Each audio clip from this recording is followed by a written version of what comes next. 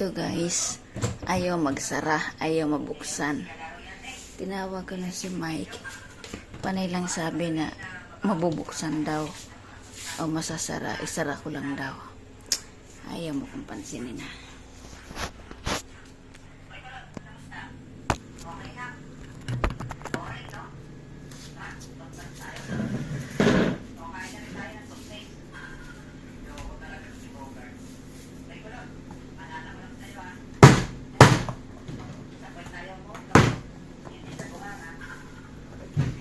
Masisirain yan.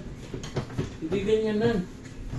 Masisirain. Tinatawag kita, ayaw mo. Akala ko yung pinto dun sinasabi mo. Alis yan. Hindi ginaganyan yan. Ginaganyan lang yan. Lagyan mo ng konting lambing lang. Kasi naka-ano na yun. Kunting labig, tapos hindi ko na tuma, ano. Oo. Oo, ano? Ano? Diba guys? Ganun lang guys. Ganun lang guys.